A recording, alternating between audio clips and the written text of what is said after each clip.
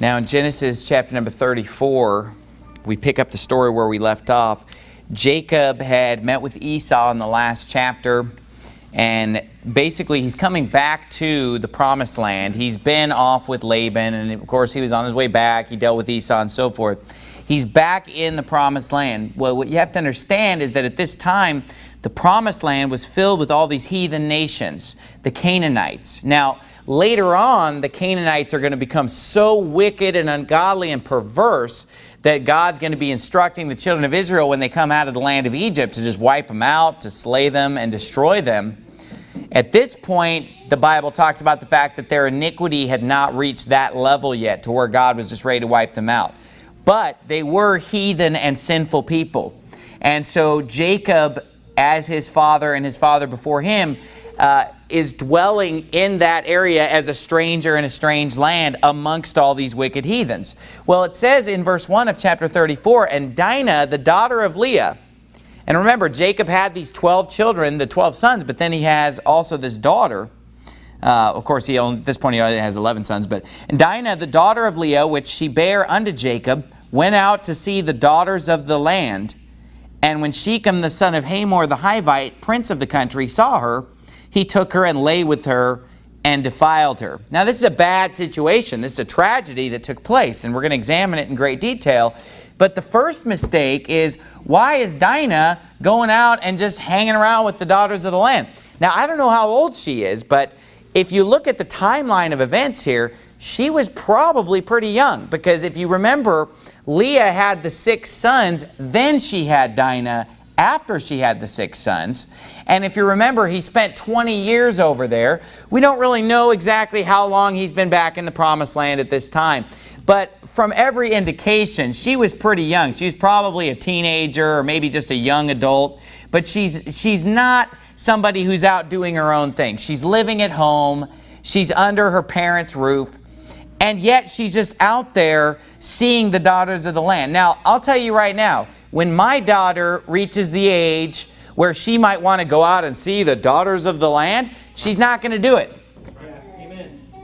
Because I feel that it's my job to protect my daughter, and that's why I'm not just going to give my daughter just a carte blanche and just total freedom to just go out there and just hang around with every worldly, unsaved daughter of the land.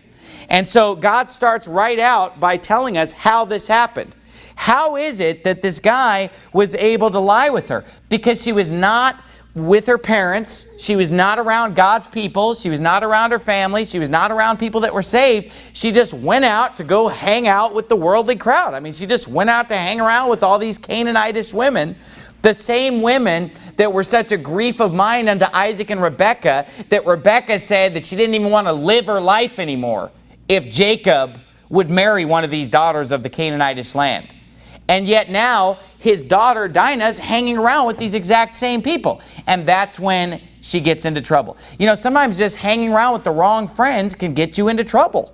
Just being in the wrong place at the wrong time. Stuff that you didn't even mean to do, stuff that you didn't even intend to do can start happening just because you're around the wrong people. You know, you get in a car with I've heard stories of people where they get in a car with some friends and they're hanging out and everything. And next thing they know, they're picking up another friend. What they don't know is that guy, just robbed a place.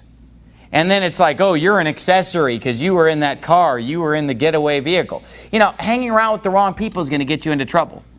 And honestly, I'm going to protect my daughters and not allow them to just have free access to the daughters of the land where they just run loose and run wild and off with every heathen person. And that's a mistake here. But then the next thing that happens is it says, when Shechem, the son of Hamor, the Hivite, this is one of those heathen men of the land, prince of the country. So this is the son of the man who's the prince of the country, or the ruler of the country. He saw her. He took her and lay with her and defiled her. And his soul clave unto Dinah, the daughter of Jacob, and he loved the damsel and spake kindly unto the damsel. And Shechem spake unto his father Hamor, saying, Get me this damsel to wife. And Jacob heard that he had defiled Dinah his daughter. Now his sons were with his cattle in the field, and Jacob held his peace until they were come. Now, this story can be interpreted in 2 different ways. I'll tell you what I think the interpretation is, but I'll give you both interpretations, and we're going to examine the story from two different vantage points because I want to leave no stone left unturned. The question on my mind, and the reason why there are two ways to interpret this story, is the question of whether this was consensual or not, because the language used here is not real clear. Because as you read the story, it doesn't seem like he forced her. It seems like she is going along with this guy's wishes. That's one way to interpret the story. The other way to interpret the story is that when it says that he took hold of her and lied with her, that he basically literally just assaulted her, kidnapped her, and lied with her. And it was a forcible situation. So there are two ways to look at this. And we're going to look at it both ways. Now let me just give you the story quickly, and then we're going to examine it in more detail. When Jacob hears about this, he's very upset, as any father would be, to find out that his daughter has been defiled in such a way. Now, some people today in 2012 would say, oh, what's a big deal? That's what young people are going to do. No, it used to be a big deal. It used to matter, and it used to be that a girl who had been with other men was not a girl that anybody wanted to marry. That's the way it used to be. I mean, it used to be, if you're not a virgin, no respectable guy wants to marry you. That used to be the world that we lived in. And if you look at the Bible, there is a ton of evidence to support what I just said. Read the book of Deuteronomy. It was very important. The parents of these women, as they got married, would be promising and saying, hey, my daughter is a virgin. And if he was found to be lying, he'd be punished, because that was something that was important to know. And so this was a big deal. A lot of times you'll see women in the Bible, once they've lost their virginity, they never get married for the rest of their life. I'll show you a ton of examples like that. Because of the fact that men don't want to marry them, because men are looking for a virgin to get married to. Now, saying that probably sounds offensive and extreme, but I'm just telling you the way the Bible reads, okay? That back then, this was a big deal. This was like, hey, you've been defiled because you've been with a man. Okay, that's what we see here in the story. So Jacob, he's really upset about this. Okay, and not only that, but Dinah's brethren are very upset about this. So this man that has lain with Dinah, his name is Shechem, and he actually is just madly in love with her, and he wants to marry her. Okay, so and again, we'll get to which of the two scenarios took place later, but he shows up at the house, and he comes to Jacob and basically says, I want to marry your daughter. What is it going to take? He said, no matter what you want me to do, I'll jump through whatever hoops, I'll pay any dowry. I want to marry Dinah. Whatever it takes, I'll do it.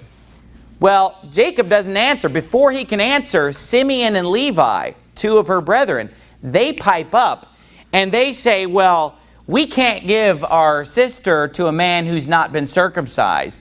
And they said, you're going to have to all be circumcised, you and your whole family and everybody in this town. If you want to intermarry with us and have marriages with us and so forth, and we can enter into that kind of an agreement, all the men are going to have to be circumcised. And they said, if you don't consent to that, we're going to take our daughter and we're going to leave. And we're going to go dwell somewhere else. But if you consent to it, then you can marry Dinah, but you have to all be circumcised. So Shechem, he's willing to do anything. And so he basically wants to go to the town. And let me just read this one part to you. It says in verse number 17, but if you will not hearken unto us to be circumcised, then will we take our daughter and we will be gone. And their words pleased Hamor and Shechem, Hamor's son. He's saying, hey, that's a small price to pay. I'm in love with this girl. I'll do whatever it takes. And the young man deferred not to do the thing, because he had delight in Jacob's daughter, and he was more honorable than all the house of his father. Okay, we're going to come back to that statement. And Hamor and Shechem, verse 20, his son, came unto the gate of their city and communed with the men of their city, saying, these men are peaceable with us. Therefore let them dwell in the land and trade therein. For the land, behold, it is large enough for them. Let us take their daughters to us for wives, and let us give them our daughters. Only herein will the men consent unto us, for to dwell with us, to be one people. If every male among us be circumcised as they are circumcised. Now, not everybody's trying to marry Dinah. So he brings up another great benefit to them all being circumcised and becoming one people and intermarrying with Jacob. They say in verse 23, shall not their cattle and their substance and every beast of theirs be ours? Only let us consent unto them, and they will dwell with us. So Jacob has a ton of wealth. He has this huge operation. He has all these flocks and herds and cattle. And so Shechem and Hamor are trying to sell this to the rest of the inhabitants of the land, saying, look, if these people dwell with us and intermarry with us, we're going to have access to all this wealth. We're going to be able to boost the economy with this. And it's going to help everybody. Everybody's going to benefit. So everybody kind of sees things that, it's a pretty good idea. So all the men of the city consent and they all get circumcised. Well, look what happens. The Bible says in verse 25, and it came to pass on the third day, meaning 3 days after they've all been circumcised, when they were sore, that 2 of the sons of Jacob, Simeon and Levi, Dinah's brethren, took each man his sword and came upon the city boldly and slew all the males. And they slew Hamor and Shechem his son with the edge of the sword and took Dinah, now watch this, and took Dinah out of Shechem's house. That's where she's at when they do this, and went out. The sons of Jacob came upon the slain and spoiled the city because they had defiled their sister. So basically they go in, and not only do they kill the perpetrator here, they kill everybody in the whole town, all the men. And their trick was, let's get them all to get circumcised. They're going to be sore. They're not going to be able to fight. They're going to be in pain. They're going to be recovering. We're going to catch them completely off guard. Now, it still took some boldness, which is why it says that Simeon and Levi came upon the city boldly. For 2 men to just go in and just start slaughtering everybody. Sore or not, they still had to fight. But obviously, the men of the city were at an extreme disadvantage, having undergone circumcision as an adult. And they're recovering from this. 3 days into it, they're sore. They come in and just slaughter them all. And then they take all the money, all the wealth. They take all their wives and children as basically the prey. Now, what they did was not right. And I'm going to show that in the Bible also. But look what it says in verse 30. Jacob said to Simeon and Levi. So Jacob right away, he didn't know that that's what they were going to do. Jacob rebukes them right away. And Jacob said to Simeon and Levi, ye have troubled me to make me stink among the inhabitants of the land, among the Canaanites and the Perizzites, and I being few in number, they shall gather themselves together against me and slay me, and I shall be destroyed, I and my house. And they said, should he deal with our sister as with a harlot? So here you have 2 points of view. Jacob's point of view is that, wait a minute, you've killed all these people unprovoked. When the inhabitants of the land hear about it, they're going to come after us and revenge upon us. But then from Simeon and Levi's perspective, they're saying, well, should he deal with our sister as with an harlot? They're mad that he went to bed with their sister without being married to her.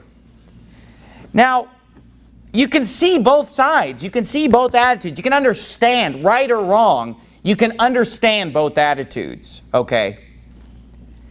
But what happens is, when sin takes place, it's a tragedy sometimes all around. Everybody's hurt by it.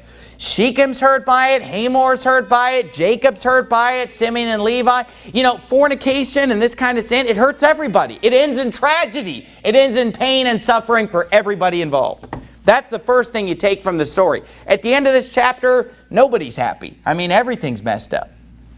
And it all started with this man, Shechem, whose lust was out of control. And he gave in to the lust of the flesh and he committed sin. And he caused this chain of events that ended up killing all the males in the whole town. This shows how sin can spiral out of control. The Bible says, then when lust hath conceived, it bringeth forth sin. And sin, when it is finished, bringeth forth death. Now let's examine the story more carefully now that we've seen what the story entails. First of all, you say, Pastor Anderson, how do you know that what they did was wrong in God's eyes? Well, first of all, jump forward, if you would, to Genesis chapter 47. Genesis 49. Go to Genesis 49. Jump forward, if you would, in your Bible, and I'm going to show you why what they did was wrong when they went in and killed all those people. Look at verse 5. Now, let me explain this to you. Look at verse 1, first of all. It says, Jacob called unto his sons. This is many decades later. Jacob called unto his sons and said, Gather yourselves together, that I may tell you that which shall befall you in the last days. Now, this is not just Jacob having a chat with his children. This is the Spirit of the Lord coming upon Jacob. He's prophesying through the Spirit of God about what's going to befall them in the last days. Look what he says to Simeon and Levi. And this is God's word, not just something that Jacob happens to be saying. Simeon and Levi are brethren. Instruments of cruelty are in their habitations. O my soul, come not thou into their secret, unto their assembly, mine honor. Be not thou united. For in their anger, listen to this, for in their anger they slew a man, and in their self-will they dig down a wall. Cursed be their anger, for it was fierce, and their wrath, for it was cruel. I will divide them in Jacob and scatter them in Israel. Now, let me ask you this. Is it Jacob that's going to divide them in Jacob and scatter them in Israel, or is it God that's going to divide them? Yeah, it's God that's speaking. Now, one of the ways that Levi will be divided throughout Israel is that, if you remember, Levi is going to become the priests, the priestly tribe, and so they're going to be spread out in the 6 cities of refuge and spread out in different places throughout the realm and separated from Simeon. God here is condemning what they did. But not only that, it says in verse 6, they slew a man. Do you see that? It says in the latter part of verse 6, for in their anger they slew a man, and in their self-will they dig down a wall. Now, which man is that they slew in their anger? Because it's a singular man, is it not? Who's it talking about? Shechem himself. Now, they slew more than that, didn't they? But the fact that God says in their anger they slew a man seems to indicate that they should not have even slain Shechem, let alone the rest of the whole town. Now, you could make an argument that perhaps, okay, they should have slain Shechem, but wait a minute. God is condemning it here. And even if you agreed with them killing Shechem, not killing the whole town. I mean, those people in the town had nothing to do with it. I mean, they killed a lot of innocent people. Now, go back to Genesis chapter 34, and we're going to go to 2 passages of Scripture to help interpret this according to the 2 different interpretations. Now, my tendency is to believe that what took place between Shechem and Dinah was consensual, because of the fact that it makes a point to talk about how he's speaking kindly to her. It talks about how she's in his house even after this took place. And the fact that God is condemning them killing Shechem. If he would have been a rapist, then basically the death penalty would have been appropriate according to the Bible. Let me show you what God says about the 2 different ways to interpret this, okay? And let's just review this quickly in Genesis 34. It says in verse 2, when Shechem the son of Hamor the Hivite, prince of the country, saw her, he took her and lay with her and defiled her. That doesn't really spell out, hey, she was forced or he did this by force. I mean, he took hold of her and lay with her. I mean, that could be either way. Now, jump forward, if you would, to Exodus 22. I'm going to show you 2 scriptures here. And these are often misunderstood scriptures. And I'm also going to show you a really egregious error in the NIV in regard to this. So let me pass out some false Bible versions before we get into this. But yeah, we're going to Exodus chapter 22. And I'm going to set you guys up with some false Bibles here. Let's set you up, Richard, with the ESV, okay? And then we got the, let me find the NIV. It doesn't seem right to not use the NIV because it's, it's the most popular version. You want to do this one, Brother Sean, okay? And then we got the new worldly translation here from the Jehovah's False Witnesses. How about the New American Standard? Okay, there you go. And then how about this one? This one's really cool. It's like a VHS tape. Look at that. The recovery version. But it's New Testament only, so it's not going to help us. How about the Dead Bible? The Living Bible. Brother Trent, you want to handle that one? All right. So Exodus chapter 22 is the first place I want to go. And look at verse 16. Because we want to know, what does God think about the story? Sometimes we read a story in the Bible. I don't know about you. I look at it and say, well, what does God think about this? Because the Bible doesn't always tell us what was right, what was wrong. He expects us to study the Scriptures and to learn what's right and wrong. And in God's law here, we're going to get some indication in Exodus 22:16. It says this, "And if a man entice a maid that is not betrothed and lie with her, he shall surely endow her to be his wife." Now, wait a minute. If what took place between Shechem and Dinah was consensual, wouldn't this be a law that would kick in? Yep. So didn't Shechem do exactly what God's law would have told him to do in that situation? Now look, committing fornication is a wicked sin. But is everything that's a sin against the law? No. You see, in God's law, there was no law against fornication politically or criminally. Now, God's law spiritually is definitely against fornication. Now let me ask you this. Did God kill people for committing fornication in the Bible? Yeah, He killed 23,000 people in one day for committing fornication. Fornication is a wicked sin that God has killed people for throughout the Bible. But as far as our human laws, if a man commits fornication with a woman, the death penalty does not apply as far as man carrying out the death. I mean, God can kill you just because He feels like it. I mean, God killed a guy for using birth control in Genesis, Onan, because he spilled it on the ground. God killed Ananias and Sapphira for telling a lie. I mean, God can kill people for any sin, right? But is our government supposed to be putting people to death for any sin? No. There are only certain sins where human government is supposed to put people to death. And those are listed in the Bible: murder, adultery, homosexuality, rape. There are a lot of different things that are listed. But stealing, no. Fornication, no. In fact, there are a lot of things that are sins, but that doesn't mean they should be against the law. If every sin were against the law, we'd all be arrested every day. Because think about it. Is drinking a sin? Yes. But should drinking be against the law? It's not against God's law. It's against God's law as far as it being a sin, but it is not something where human government was supposed to go out and punish those who drink. Okay? Human government is not there to punish those who commit every sin. God lays out His laws very clearly. Not condoning fornication, not downplaying the fact that God might kill you for doing it, and He has done so in the past.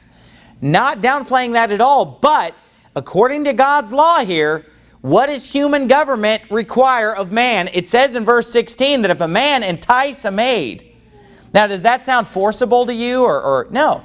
It says if he entice a maid. Entice means to basically lure in and attract. That's what entice means. So in verse 16 it says if a man entice a maid that is not betrothed, so she's not already married, she's not already spoken for, and lie with her, he shall surely endow her to be his wife. So, according to God's law, if a man commits fornication with a woman, he is required to marry that woman. Why? Because if he doesn't, presumably nobody else is going to want her. Now, of course, this is before 2012 where everybody is just a whore, okay? But back then, it actually was the norm to be pure and clean, okay? Now, it says here that he's supposed to endow her to be his wife. And watch this in verse 17. If her father utterly refused to give her unto him, he shall pay money according to the dowry of virgins. So does dad have the right to say no? And I mean, does she have the right to say no? I believe so. But he has to marry her. They can turn him down, but once he's laying with her, he's obligated to at least put the offer out there of marriage. And if they refuse him, he has to pay a fine for having defiled her.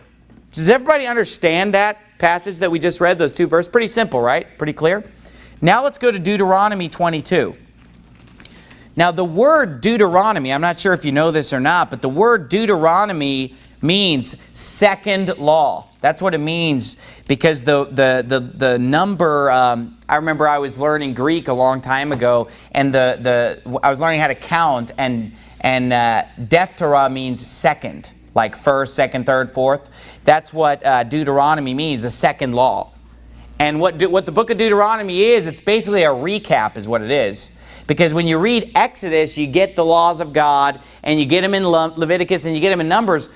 But in Deuteronomy, he goes back and recaps all that. That's why you'll find the 10 Commandments in Exodus, right? But then you'll find them for the second time where?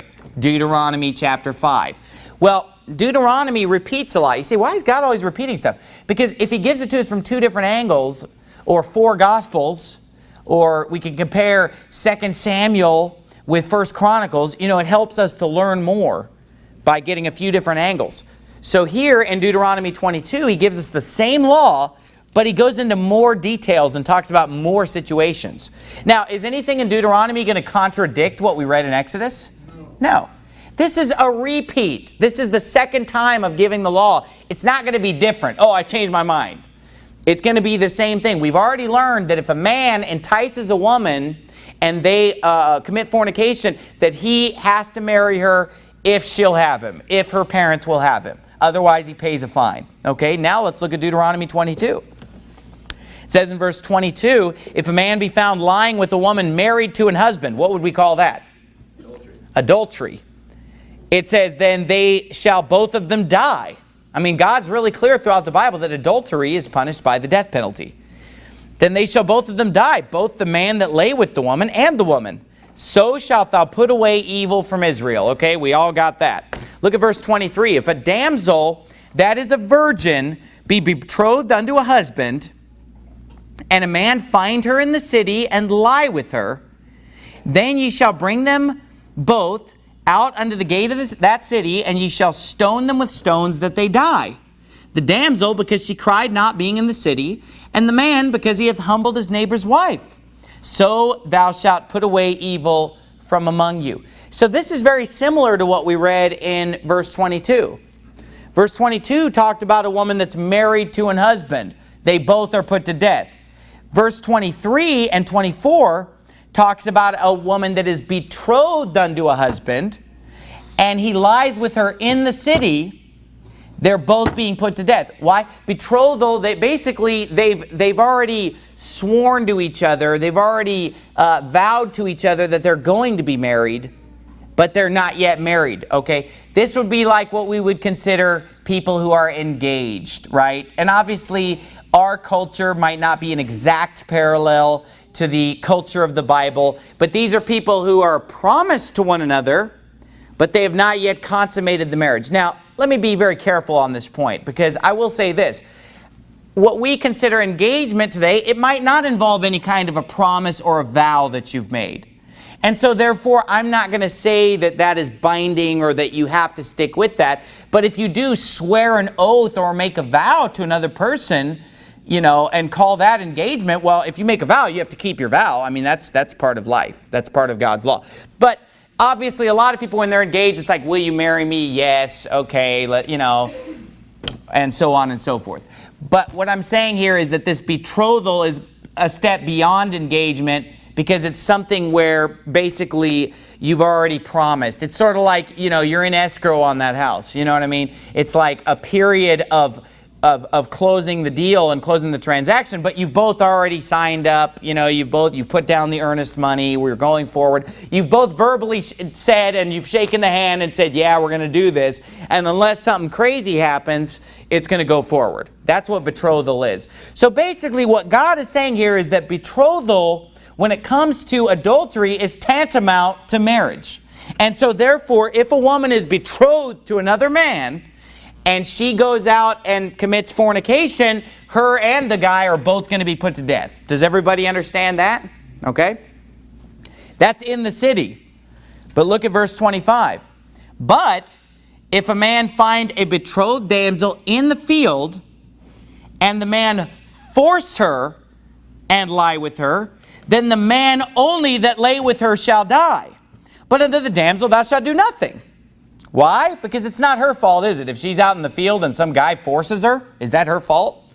So she's not going to die. Nothing happens to her, because it says in verse number 25, halfway through, and the man force her and lie with her, then the man only that lay with her shall die.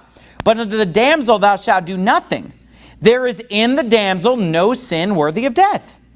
For as when a man riseth against his neighbor and slayeth him, even so is this matter.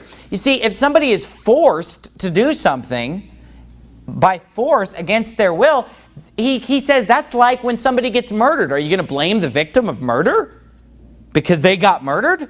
He's saying they're a victim. They haven't done anything wrong. They haven't done anything worthy of death. It's the man's fault who forced her. He's put to death. She has no consequence because she hasn't done anything wrong. Everybody got that? Let's keep reading. Verse 27, for he found her in the field, and the betrothed damsel cried, and there was none to save her. Now back in verse 24, compare that to back in verse 24. Then ye shall bring them both out unto the gate of the city, and ye shall stone them with stones, that they die. The damsel, because she cried not, being in the city, and the man, because he hath humbled his neighbor's wife. Notice the betrothed is called the wife there. So thou shalt put away evil from among you. Now let me stop and dwell on this. Everybody probably understood it, but I just want to make it very clear.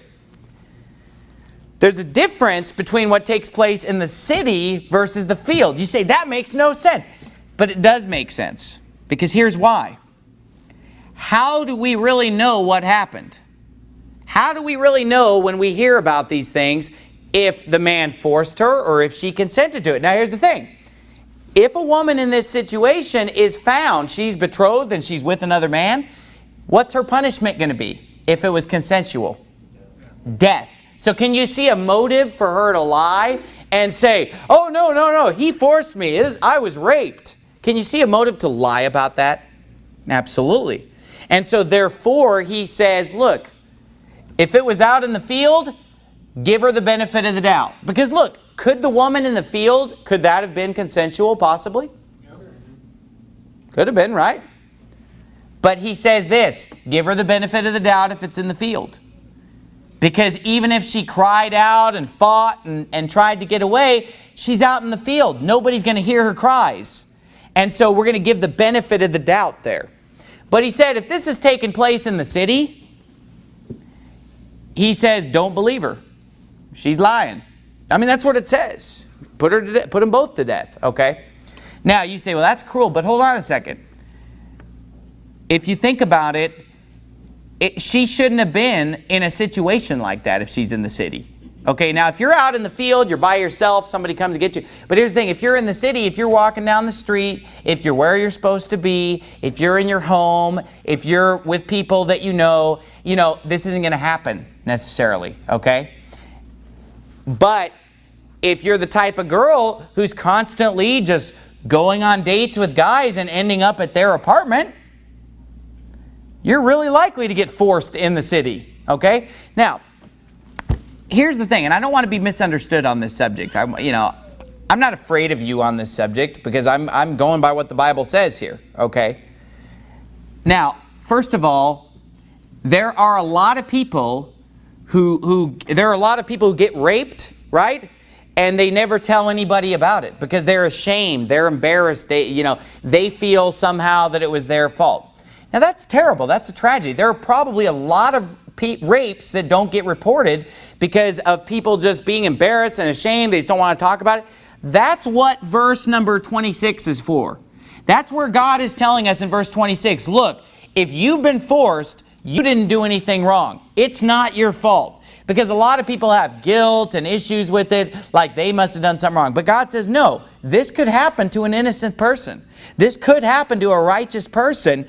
And so, there's no guilt on the part of being forced, okay? That's not your fault. But I will say this, there are people out there who lie and say that they were raped, okay? And this is what it happens all the time today. And there are women today who get drunk out of their mind at some drunken party, and they're making out with everybody at this party, and then I was raped. You know what?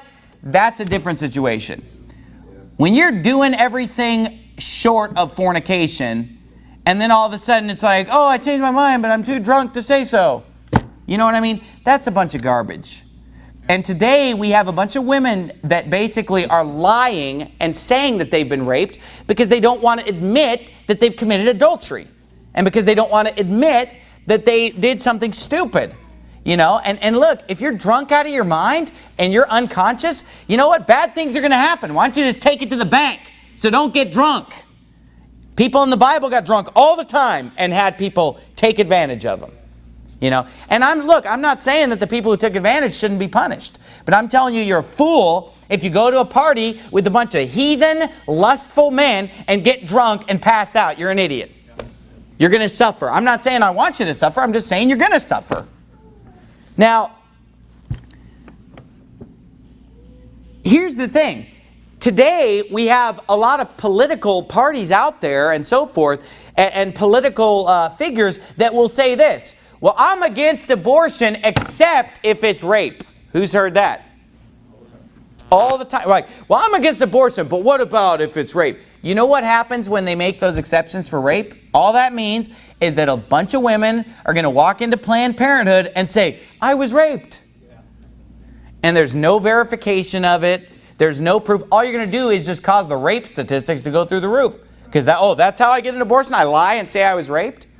And look, I promise you that there are a lot of rapes that don't get reported. There are a lot of rapes that happen and nobody finds out, nobody gets punished. That's a tragedy. You know, but God will eventually cause people to reap what they've sown. God will avenge. But at the same time, there are a lot of women who will lie and say that they've been raped for a variety of reasons. Either to get an abortion, to cover up for the fact that they're committing adultery, or just out of revenge. Can you remember? And look, you say, oh, Pastor Anderson, you know, you're so evil to even insinuate that anyone who says they've been raped isn't telling the truth. We should just blindly believe everyone who says that. Okay, how about Potiphar's wife? You want to start there? Huh? Can we start in the first book of the Bible where Potiphar's wife accused Joseph of what? Was Joseph guilty? No. So doesn't that prove that there are women who will lie and say, this guy tried to force me or this guy forced me? That's in the first book in the Bible, okay? So the bottom line is that God is saying here, you know, if they're in the city, why didn't they cry out? Why didn't they yell out? So unless there's other evidence, you have to assume that what took place was consensual. Unless you have facts, obviously if there are facts that prove that it was rape, then that's another story. But if it's just, oh, these two people were caught committing adultery and it was in the city and she says, oh, he forced me. He says, no. Unless there's other facts involved, put them both to death. If it's out in the field, give her the benefit of the doubt. Does everybody understand the scriptures here? Let's keep reading. And you say, oh, I think that this is wrong. Well, you know what? The law of the Lord's perfect. So I'd rather go with God's law than your opinion, okay? I guarantee you that there are men that have been imprisoned wrongfully for a so-called rape. And in fact, one of them's name was Joseph. Okay? And he was found in the Bible. But then there are obviously other men who get off the hook. Obviously, you know, human justice is never going to be perfect. It's always going to condemn some innocent people, and it's always going to exonerate some people who were really guilty. But right now, we're just understanding God's view on the subject. Let's look at verse 28. If a man find a damsel that is a virgin, which is not betrothed, and lay hold on her and lie with her, and they be found, then the man that lay with her shall give unto the damsel's father 50 shekels of silver, and she shall be his wife, because he hath humbled her. He may not put her away all his days. Now, from what we've read so far, remember in Exodus, where he said in Exodus that if two commit fornication, the guy has to marry her? Isn't this exactly consistent with that? Right? Man and a woman. And notice at the end of verse 28 it says what? And they be found. Okay? Indicating that they were both guilty here. They're found, and the man that lay with her shall give unto the damsel's father 50 shekels of silver, and she shall be his wife, because he hath humbled her. He may not put her away all his days. So, just a quick review here. Exodus taught us people commit fornication, the man is obligated to marry that girl. We get into Deuteronomy. We start talking about somebody who's forcing someone else, okay? And we talk about that if somebody's being forced, hey, that's like murder, he says. Did you notice where he compared it to murder? Look at verse 26. But unto the damsel thou shalt do nothing. There is in the damsel no sin worthy of death. For as when a man riseth against his neighbor and slayeth him, even so is this matter. For he found her in the field, and the betrothed damsel cried, and there was none to save her. So doesn't God compare rape to murder in verses 26 and 27? He says it's like murder. You have one person who's guilty of death, and you have another person who is guilty of nothing. Okay? Everybody got that? Then when we got to verse 28 and 29, it's a restating of the law that was given in Exodus 22, where the word entice was used, and the two are exactly corresponding and they're consistent. Now, here's what some people will try to say. Some people will try to say that in verse 28, this is talking about a woman being forcibly raped.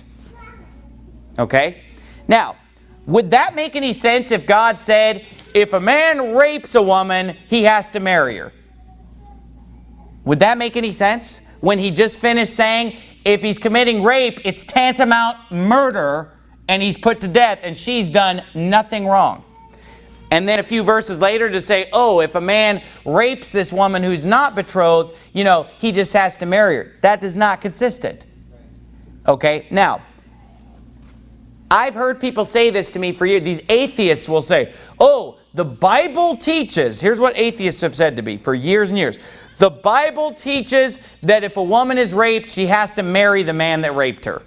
Who's ever heard atheists bring that up and say, oh, the Bible's a wicked book because it tells you that if you're raped, you have to marry the man that raped? First of all, number one, is there anything in this chapter that says that a woman is obligated to marry anybody for any reason?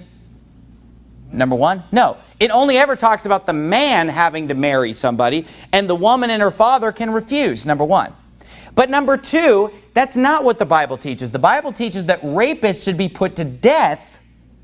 Okay? It teaches that if it's consensual, the man has to marry her, and she still doesn't even have to marry him.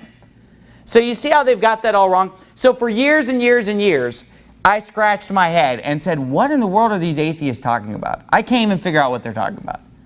They keep saying, oh, the Bible says that women have to marry the guy who raped her. And I'm like, no, it doesn't. What are you talking about? It says if a man entice a maid, that's not rape. And it's saying that he has to marry her. And it's not mentioning anything about rape. It's consensual. It's clear. Okay? But then I finally pinned one of these atheists down and said, what are you talking about? What verse are you even referring to? And they quoted me the NIV. Then it made a little more sense. You got the NIV, Sean? Yep. Okay, I want you to read for me, Sean, from the NIV in verse 28 and 29. It says, if a man happens to meet a virgin who is not pledged to be married and rapes her, and they are discovered, he shall pay the girl's father 50 shekels of silver. He must marry the girl, for he has violated her. He can never divorce her as long as he lives. Okay, so there you go. Now the NIV has changed it to he's raping her and he's violating her, and he must marry the girl, leading the reader to believe that she doesn't have a choice about it. They have to get married now. So you see where these atheists are coming from? They're getting it straight out of the NIV, because the NIV does sound that way when it talks about somebody being raped and he must marry her. Whereas the Bible in the King James Version makes it clear that, first of all, she doesn't have to marry him. Number one is made clear in the King James. And number two, there's no mention of rape. It's consensual. It's a man enticing a maid. Okay? And so, huge, massive difference. Now, I handed out those other phony Bible versions. Are any of the other phony Bible versions changing it to that as well? Yeah. Read it to me, Brother Trent. Is that the Living Bible? Says if a man rapes a girl who is not engaged, oh wait, never mind. Sorry. Sounds like you're in the right place. That's enough. We heard enough. All right, Brother Garrett, what do you got there? Is that the New American Standard? What do you got? If a man finds a girl who is a virgin, who is not engaged, and seizes her and lies with her, and they are. So this is a police officer in the New American Standard. You know, he's doing it's a seizure that takes place. But anyway, you know, again, it sounds forcible when it's a seizure. You know, what do you got there? What did I give you? Yeah, seizes in ESV. Seize, another seizure. You got C's? Oh, okay. Well, if most of the versions say C's, that must be right. Wrong. The King James is right and everything else is wrong. The King James Bible is the Word of God. Keep in mind that these versions that are saying that it's rape and it's C's, and look, why are they changing it to that? Because they're wicked. Because the NIV is the same Bible that will tell you that Joseph is Jesus' father. Keep that in mind.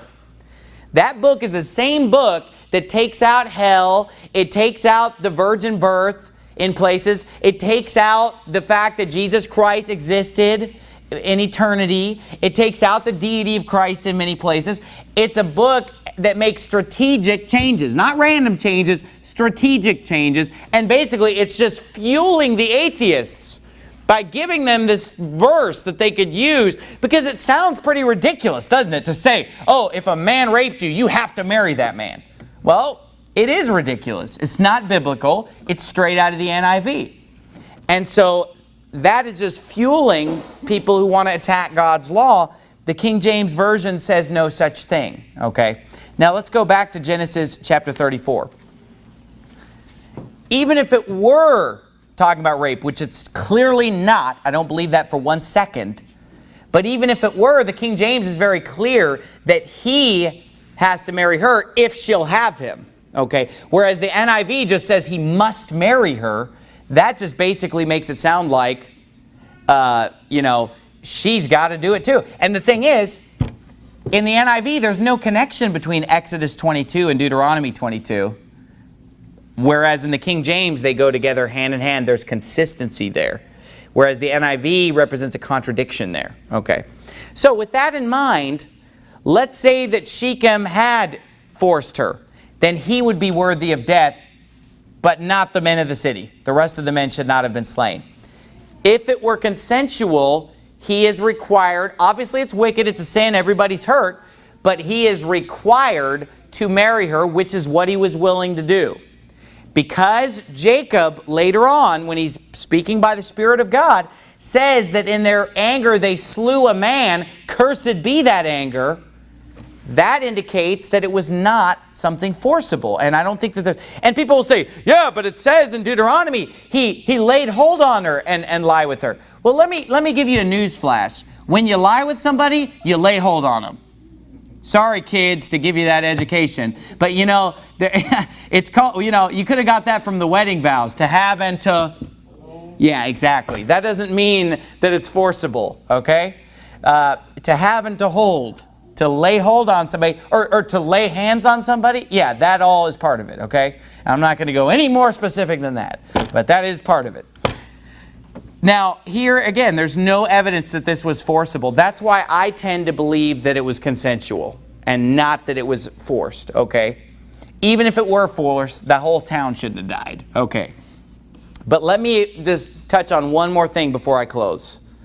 Okay, I'm about done, but one more thing I want to touch on is that when you read this story, we know that Shechem did wrong, didn't he? Is he a godly, righteous young man? No, because he's committing fornication, right? He did a bad thing. But the Bible does say he was more honorable than the rest of his father's house, right? And it says he spake kindly to her. Was he nice to her from every indication here? He was friendly. He spake kindly to her. He loved her. He didn't want to just use her and cast her aside. He actually wanted to marry her. He was willing to pay the price. I'm not praising the guy. He was a sinful guy for doing this. And the point that I want to make here is that just because you're a nice guy doesn't mean you haven't done wrong. And you're going to pay for it. Because at the end of the day, could God have stopped this guy from getting slaughtered? Can God protect people when he wants to? Of course he can. God allowed, now did God approve of what Simeon and Levi did? No. According to Genesis 49, he condemns it. But here's the thing. When you do wrong, you reap bad consequences. This all goes back, forget Simeon, forget Levi. It all started with a lustful young man who sees a pretty young girl, goes to bed with her. How does he end up? Dead. How does this whole family end up? Dead. How does every friend that he knows end up? Dead. Was he a nice guy? Yeah. He was a nice guy. But guess what? The road to hell is paved with good intentions. And let me tell you something. We live in a society where it's like, well, if your heart's in the right place, well, his heart was in the right place, but he died, and everybody else died, and God allowed it to take place that way and wrote a whole chapter about it. And so the bottom line is, just because Simeon and Levi were wrong in what they did, at the end of the day, that young man's actions caused death all the way around. Just like when the 23,000 people committed fornication in the book of Numbers, God killed all 23,000 of them. And so it doesn't matter how nice you are and you're a nice person. No, we committed fornication, but we're really in love. Was this guy in love?